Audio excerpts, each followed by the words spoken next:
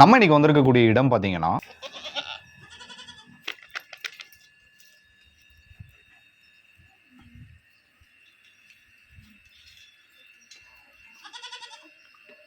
இந்த ஒரு ஆட்டு மூலியமா தான் இந்த ஆடு ஃபுல்லாமே வந்தது.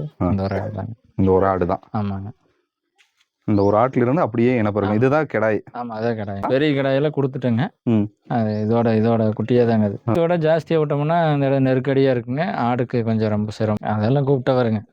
எல்லாம் வரக்கூடிய ஆடு தாங்க. நீங்களும் ஆடு வளர்க்குறீங்களா? நல்லா வளர்ப்பீங்களா? அது மட்டும் டேப்லெட் போட்டு ரெடி பண்ணுவாங்க, அவ்வளோதான். பாலக்காட்டுக்குள்ளே இருக்கிற புல்லு தாங்க. சாரணன்னு சொல்லுவாங்க இது. ஒவ்வொரு ஏரியாவில் ஒவ்வொரு பேர் சொல்லுவாங்க இந்த புல்லுக்கு. நல்லா சாப்பிடுங்க. மதியானத்துக்கு மேலே நான் மேய்ச்சலுக்கு ஓட்டிட்டு போயிடுவேன். இதுதான் மக்காசோள தீவனங்க. விருந்தே வச்சாலுமே நாட்டாடுங்கிறது எங்கேயும் கிடையாது. வீட்டில் யாருக்கு வைக்கணும்னு நினைக்கிறது இல்லைங்க கறி விருந்து. என்னையும் அலைங்க. கண்டிப்பாக கூப்பிடுறாங்க. அப்படியாவது நாங்கள் வந்து கறி சாப்பிட்டுக்கிறோம். அந்த லெவலுக்கு ஏறிடுச்சு மட்டனுடைய விலை இல்லைங்களா? பெண்ணாடு வந்து எவ்வளோ வருடம் வந்து குட்டி ஈன்றுங்க? என்ன சார் இது சுகுட்டிக்கிறையா? நம்ம பெத்திக்குட்டை அப்படிங்கிற ஒரு கிராமத்தை நோக்கி தான் வந்திருக்கோங்க. இது கோயம்புத்தூர் மாவட்டத்தில் வந்து இந்த ஒரு கிராமத்தை தாண்டி தான் நம்ம புளியம்பட்டி மற்றும் சக்திக்கு வந்து போகக்கூடிய மிக முக்கியமான ஒரு சாலை வந்து இந்த பகுதியில் தான் இருக்குங்க. இங்கே வந்து வெள்ளாடு வளர்க்கும் ஒரு தொழிலை வந்து ஒரு அண்ணா வந்து மேற்கொண்டுட்டு இருக்காரு. ஸோ இந்த வெள்ளாடுனா பியூர் வெள்ளாடுங்க. இதில் வந்து நீங்கள் எந்த ஒரு வேற எந்த வண்ணத்தையும் நீங்கள் பார்க்க முடியாது. வெள்ளை கலரை மட்டும் கொண்ட ஒரு வெள்ளாடுகள் வளர்க்கும் ஒரு தொழிலை வந்து மேற்கொண்டுட்டு இருக்காங்க. ஸோ அதை எப்படி வளர்க்குறாங்க, இந்த வெள்ளாடு வளர்ப்பில் இருக்கக்கூடிய சிரமங்கள் என்ன, லாபங்கள் என்ன அப்படிங்கிறத நம்ம கேட்டு தெரிஞ்சுக்கலாம். நான் வணக்கங்கண்ணா. வணக்கம். நல்லா இருக்கீங்களா? நல்லா இருக்கிறேங்க. உங்க பேரு, உங்களை பற்றி ஒரு சிறிய அறிமுகத்தை சொல்லுங்க.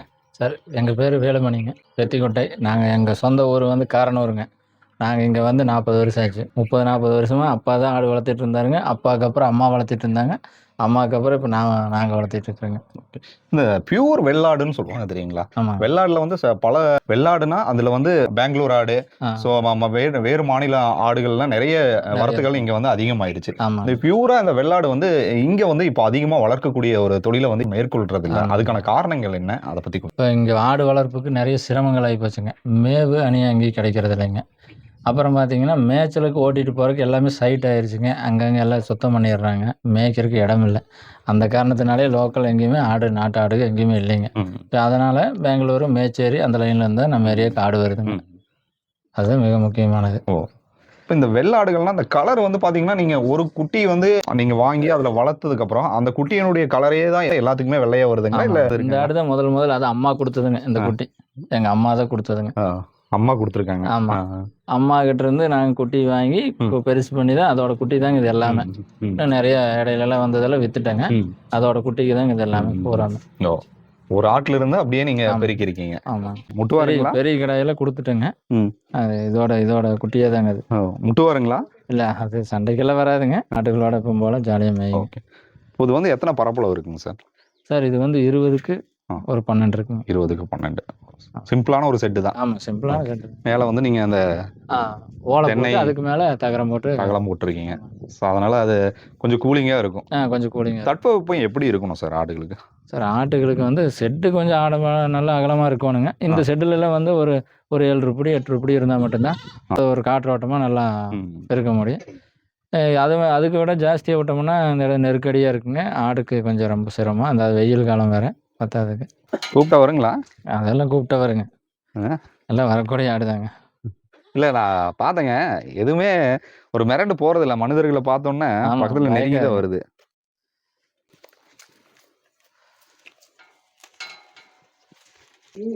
தம்பி, உங்கள் பேர் என்ன? அப்படிங்களா? நீங்களும் ஆடு வளர்க்குறீங்களா? நல்லா வளர்ப்பீங்களா?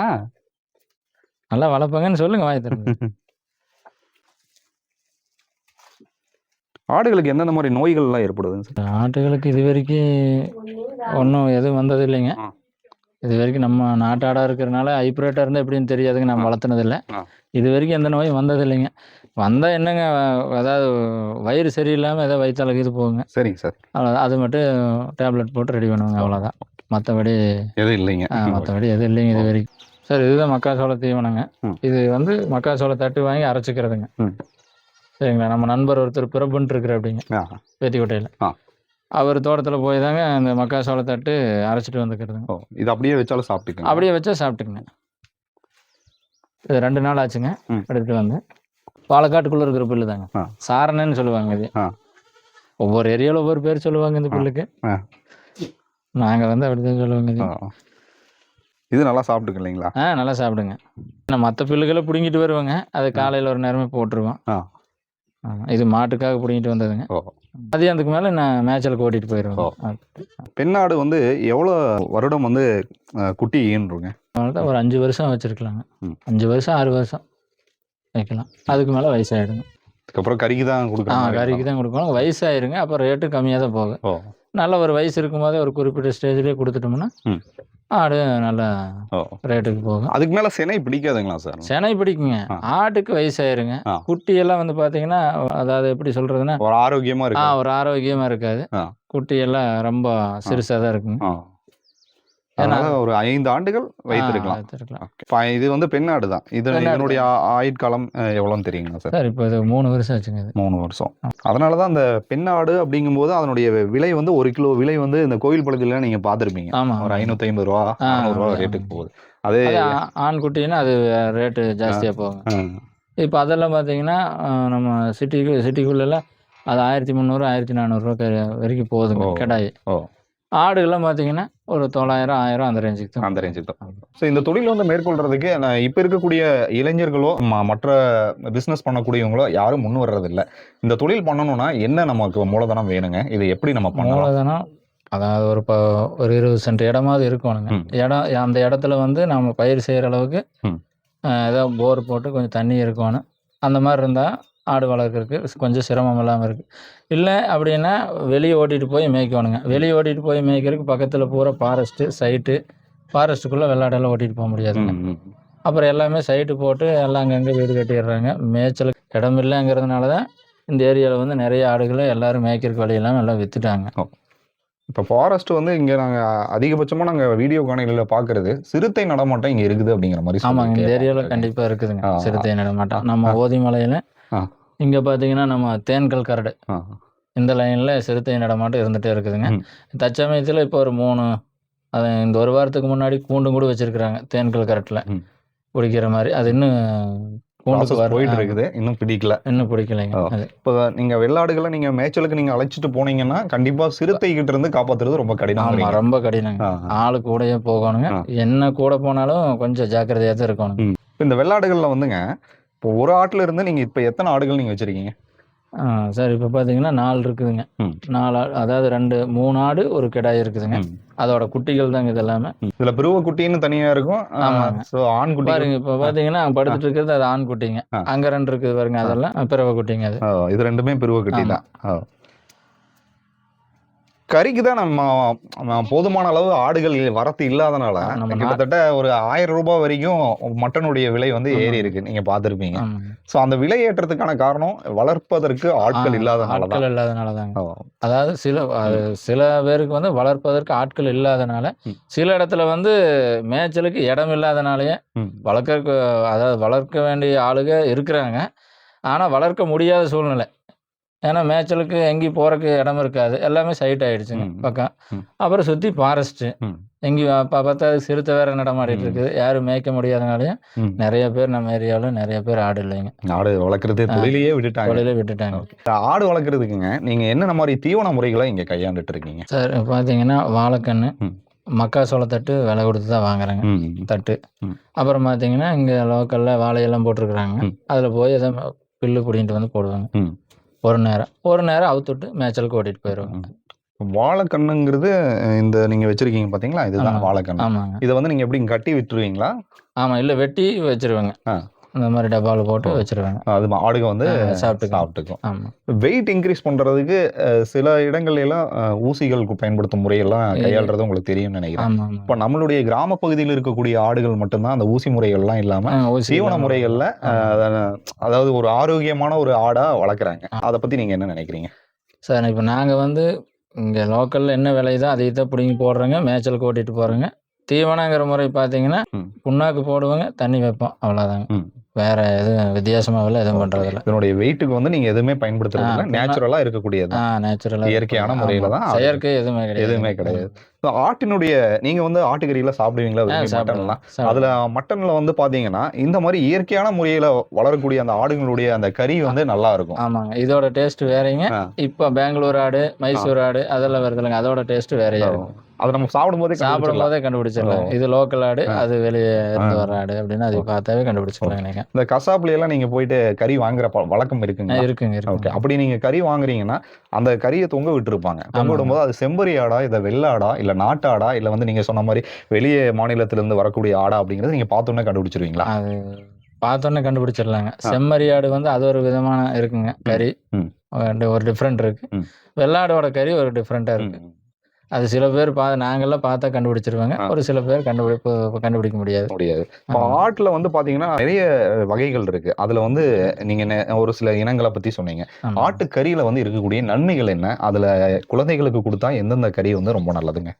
ஈரல், செவரொட்டி அதெல்லாம் வந்து பிளட் என்கரேஜ் பண்றதுக்கு அது நல்லதுங்க அது. மற்றபடி கறி வகையில நெஞ்சு கறி அதெல்லாம் சாப்பிட்டோம்னா உடலுக்கு நல்லது.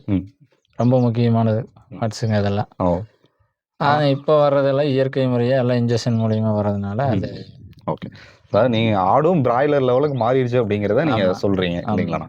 ஆடுகள் வளர்க்கக்கூடிய இந்த தொழிலை வந்து மேற்கொள்ளணும். நான் வந்து ஒரு 100 ஆடுகள் 150 ஆடுகள் வளர்த்தணும் அப்படின்னா இப்ப இருக்கிற முறையில நம்ம என்னென்ன முறைகளை கையாண்டா அந்த அளவுக்கு ஒரு பெரிய லெவலில் நம்ம இந்த பிசினஸை பண்ண முடியும்? அதாவது எப்படி சொல்றேன், இந்த பறநாடெல்லாம் வளர்ப்பை பற்றி உங்களுக்கு தெரியும். ஆமாங்க. அத மாதிரி அது அந்த பறநாடெல்லாம் வளர்க்கணும்னாங்க நம்மளுக்கு இடம் 1 ஏக்கரா வேணுங்க. ஒரு 1/2 ஏக்கராவது வேணுங்க. ஒரு 50 சென்ட் இடம் வேணும். அதுக்கு உண்டான போதுமான தண்ணி இருக்கணும். தண்ணி இருந்தா ஒரு 50 உருப்படி ஆடு கண்டிப்பா வளர்க்கலாம். இந்த மாடு ஆடுல மட்டும்தான் கோழி இந்த 3ல மட்டும்தான் இனப்பெருக்கத்துக்கு ஈஸியா நமக்கு கிடைக்கும். மற்ற எந்த ஒரு இதுலயுமே கிடைக்காது. இந்த மற்ற தொழில் மாடுகளுக்கே வந்து பாத்தீங்கன்னா இப்ப எல்லாம் பூரா இன்ஜெக்ஷன் வந்துருச்சுங்க. முதல்லலாம் இனப்பெருக்கத்துக்கு அவங்க ஒவ்வொரு ஏரியாவுக்கு காளை இருக்குங்க, அது வச்சிருப்பாங்க இனப்பெருக்கத்துக்கு. இப்போ வந்து பாத்தீங்கன்னா எல்லாமே இன்ஜெக்ஷன் தான் மாட்டுகளுக்கு. ஆட்டுகளுக்குமே இப்போ வந்துருச்சுங்க. ஆனா நாங்க வந்து அது எதுவும் பயன்படுத்தல. அதாவது கிடாயை நீங்க வச்சிருக்கீங்க இனப்பெருக்கத்துக்கு. நீங்க உங்களுடைய ஆட்டை வந்து கிடாயை வச்சிருக்கீங்க. இப்போ அந்த கிடாயை தான் நம்ம எத்தனை ஆண்டுகளுக்கு நீங்க வச்சிருப்பீங்க? ஒரு 2 வருஷம் வச்சிருப்பாங்க. அதுக்கு மேல கிடாயை மாத்திடுவோம். கோயிலுக்கு நேர்ந்து விடக்கூடிய பழக்கம் இருக்கு. அந்த கோவிலுக்கு நேர்ந்து விடும் போது இப்போ நான் கேள்விப்பட்ட வரைக்கும் ஒரு உற்றார் உறவினர்களை அழைச்சிட்டு வந்து நீங்க வந்து கறி விருந்து அப்படிங்கிற ஒரு விஷயத்த வந்து பாரம்பரியமா மக்கள் வந்து செய்யக்கூடிய வழக்கம் இருக்கு. கறி விருந்து அப்படிங்கறது வந்து தமிழர்களுடைய பாரம்பரியமான ஒரு உணவு வரன்முறை. அந்த இதுல பாத்தீங்கன்னா குழந்தைகளுக்கு வந்து காது குத்து அந்த மாதிரி விழாக்கள்லாம் வச்சு ஆடு வந்து விருந்தா படைப்பாங்க. அது ஒரு காலகட்டத்துல ஒரு நடைமுறை வழக்கமா இருந்துட்டு இருந்துச்சு. இப்ப பாத்தீங்கன்னா கறி விருந்தா எங்கடா போடுறீங்க, இருறா நான் வரேன் அப்படிங்கிற லெவலுக்கு ஆயிருச்சு. ஏன்னா வந்து எங்கேயுமே கூப்பிடுறது இல்ல. அதை பத்தி நீங்க என்ன நினைக்கிறீங்க? எதனால ஆட்டினுடைய விலை ஏற்றத்தினாலயா இல்ல இந்த இப்ப எப்படின்னு கேட்டீங்கன்னா இப்ப நிறைய மாற்றங்கள் வந்துடுதுங்க. இப்ப கறி விருந்துன்னா அன்னைக்கு வந்து பாத்தீங்கன்னா உற்றார் உறவினர் சொந்த பந்தங்கள் அத்தனை பேர்த்தையும் கூப்பிட்டு எல்லாம் பண்ணுவாங்க. இன்னைக்கு பாத்தீங்கன்னா எல்லாமே அதாவது எப்படி சொல்றதுன்னா எல்லாம் அங்கங்க செட் ஆகிக்கிறாங்க. அது போக இன்னைக்கு ஆட்டுக்கறிங்கிறது வந்து அப்படியே நீங்க விருந்தே வச்சாலுமே நாட்டாடுங்கிறது எங்கேயும் கிடையாது. இன்னைக்கு பூரா ஹைப்ரிட் ஆடுகள் இருக்குதுங்க. அது எங்கேயாவது ஒரு சிலர் தான் வைக்கிறாங்க. அது வந்து இப்போ யாரும் ஜாஸ்தி வைக்கிறதும் இல்லை கறி விருந்து. ஏன்னா அதுக்கு என்னன்னு கேட்டீங்கன்னா அன்னைக்கு இருந்த விலைவாசிகள் எல்லாம் கொஞ்சம் கம்மிங்க. இன்னைக்கெல்லாம் வந்து பார்த்தீங்கன்னா ஒரு விலைவாசி ஜாஸ்தி ஆயிடுச்சு. அப்படியே வைக்கணும்னு நினைச்சாலும் வீட்டில் யாருக்கு வைக்கணும்னு நினைக்கிறது இல்லைங்க கறி விருந்து. எல்லாம் ஒரு மண்டபம் பிடிச்சி மண்டபத்தில் தான் வைக்கணும், ஒரு பெரிய லெவலில் தான் வைக்கணும்னு நினைக்கிறாங்க. ஏன்னா இன்னைக்கு காலகட்டங்கள் அப்படி போயிட்டு இருக்குங்க. இப்போ பார்த்தீங்கன்னா அப்படியே வச்சா கூட ரொம்ப நெருங்கின ஒரு சொந்த பந்தத்தோட கூப்பிடுறாங்க. ஒரு நாள் கறி விருந்து வச்சா என்னையும் அலைங்க கண்டிப்பாக கூப்பிடுறாங்க. அப்படியாவது நாங்கள் வந்து கறி சாப்பிட்டுக்கிறோம். அந்த லெவலுக்கு ஏறிடுச்சு மட்டனுடைய விலை இல்லைங்களா? சரி, ஓகே. இந்த நீங்க அந்த புற்கள்லாம் நீங்க வச்சிருக்கீங்க பாருங்கண்ணா. இந்த புற்கள்லாம் வந்து எப்படிங்க இந்த எங்க நீங்க பறிச்சுட்டு வருவீங்க? சரிங்க, வாழைக்காட்டுல தாங்க. பக்கத்துல வாழை போட்டிருக்காங்க. அந்த வாழைக்காட்டுல இருந்து புற்கள் எல்லாம் பறிச்சுட்டு வந்து ஆடுகளுக்கு இயற்கையான முறையில இந்த ஒரு தீவனங்களை படைப்பீங்க. ஒரு ஆடு வந்து குட்டி ஈன்ற உடனே அது எவ்வளவு நாட்கள் நீங்க ஒரு கிடாயா இருந்தா எவ்வளவு நாட்கள் நீங்க வச்சிருப்பீங்க, எவ்வளவு ஆண்டுகள் நீங்க வச்சிருப்பீங்க? கிடாயா இருந்தா சேல்ஸ் பண்ற மாதிரி இருந்தா ஒரு 1 இயர்க்குள்ளேயே சேல்ஸ் பண்ணிடுவாங்க. இல்லை நம்ம ஆட்டுக்கு தேவைப்படும் அந்த கிடாய்க்கு வந்து வயசாயிருச்சு அப்படின்னா அதை கொடுத்துட்டு இதையே அடுத்துதான் வச்சுக்குவோம். என்ன விலை நிர்ணயம் இப்போ இருக்குங்க நாட்டு வெள்ளாடுகளுடைய விலை? கிலோ நாட்டு வெயிட் போட்டு குடுப்பீங்களா? இல்ல வந்து இல்லைங்க. வியாபாரி மொத்த ரேட்டு தான். ஆடு பொறுத்து இருக்குதுங்க. ம். ஆடு பொறுத்து தான். ஓகே. ஒரு வியாபாரி வந்து பார்க்குறாங்கன்னா, அத தூக்கி பார்த்து அந்த வெயிட்ட பார்த்து இல்ல வெயிட்ட பார்த்து இல்லைங்க. ஆ.